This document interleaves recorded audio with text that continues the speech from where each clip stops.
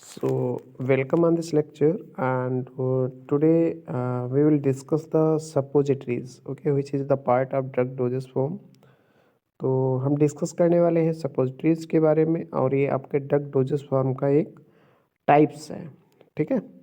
सबसे unique type है और काफ़ी एग्ज़ाम में पूछा जाता है, ठीक है। तो सपोजिटरीज क्या होता है, ये सॉलिड डोजेस फॉर्म होता है, ठीक है। कहीं कहीं आपको सेमी सॉलिड भी दिख जाएगा, ठीक है। ये कवर्ड होता है एक लेयर से जो आपकी बॉडी के अंदर इजीली मेल्ट कर जाता है, ठीक है। तो इसमें जो ड्रग डोज होता है वो हम एक मटेरियल के अंदर क्या करते हैं, उसको कवर करते हैं, और उसको कुछ साइट्स होती हैं बॉडी की, जैसे आपका हो गया आर्फिसेस या बॉडी कैविटी, जैसे आपका रेक्टम हो गया, वेजिनल हो गया फीमेल्स में, यूरिथ्रा हो गया, उन साइट्स पे उसको हम अप्लाई करते हैं, ठीक है। उन साइट्स पे हम अप्लाई करेंगे और उस साइट से क्या करेंगे, आपकी बॉडी के अंदर वो चीज़ें जाएंगी, ठीक है, सपोजिटरीज जाएगी और वहाँ पे मेल्ट करेगी। मेल्ट क्योंकि ये आपका rectal, vaginal as well as urethral, ये क्या है, अगर यहाँ पे वो मेल्ट करती है तो म्यूकस से क्या होगी, कांटेक्ट में होगी म्यूकस, क्योंकि वेजिनल और रेक्टल और यूरिथ्रल की बात करोगे तो इसके अंदर का लेयर जो होता है म्यूकस मेम्ब्रेन होता है, और म्यूकस मेम्ब्रेन से डायरेक्टली आपका ब्लड का कांटेक्ट होता है।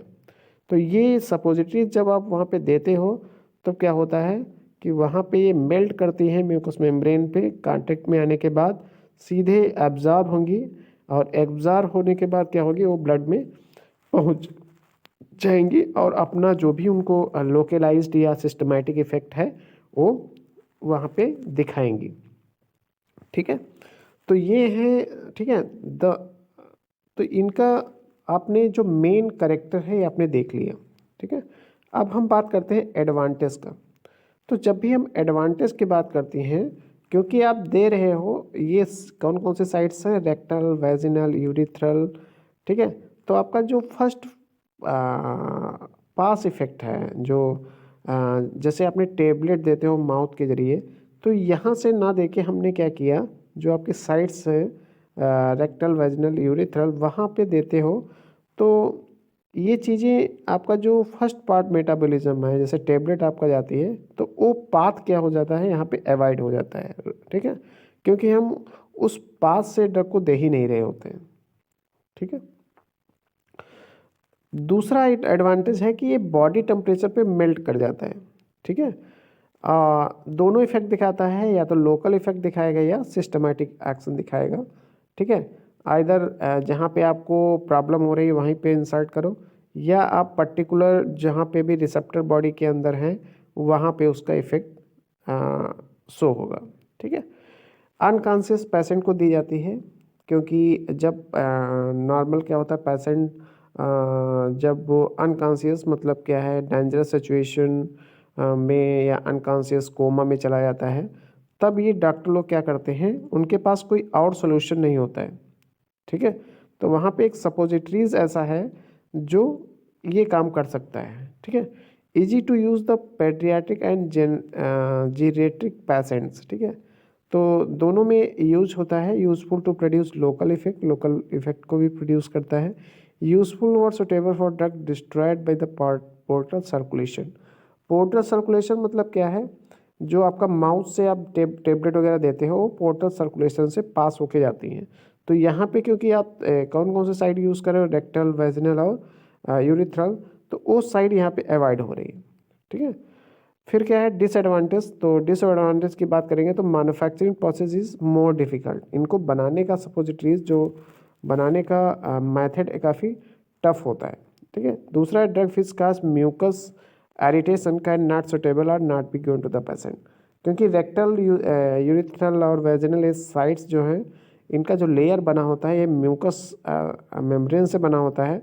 तो अगर ड्रग ने इरिटेशन मतलब क्या है, वहाँ पे आपका एलर्जी काज कर दिया, तब आप मतलब आपको लगा कि सपोज दैट वन टाइम आपने यूज़ किया, आपको लगा कि यहाँ पे एलर्जी टाइप का हो रहा है, तब मतलब क्या है, वो इरिटेशन टाइप का प्रोड्यूस कर रहा है, तो मतलब क्या होगा वहाँ पे कि हम उसको अवॉइड कर देंगे, ये इसका डिसएडवांटेज है। तो अगर आपका म्यूकस लेयर इससे क्या कह सकते हैं, इरिटेशन शो कर रहा है, ठीक है, या कुछ साइड इफ़ेक्ट शो कर रहा है, तो हम सपोजिटरीज़ को नहीं दे पाएंगे, ठीक है।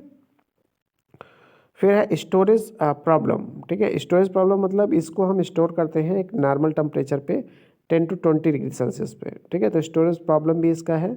Leakage problem when insert with in the body cavity, body cavity के जब आप इंसर्ट करोगे, आप रखोगे उस प्लेस पे, तो लीकेज प्रॉब्लम कभी कभी होने लगती है। मतलब क्या है, उस सपोजिटरीज का जो बाहरी लेयर है उससे क्या होता है, कुछ लीकेज ड्रग आपकी बाहर निकलने लगती है। तो जहाँ पे इफेक्ट दिखाना है वहाँ पे उससे पहले ही अगर ड्रग लीक हो जाएगी, तो जितना ऑप्टिमम आपका इफेक्ट ड्रग का काज करना होगा वो ड्रग नहीं काज कर पाएगी, ठीक है।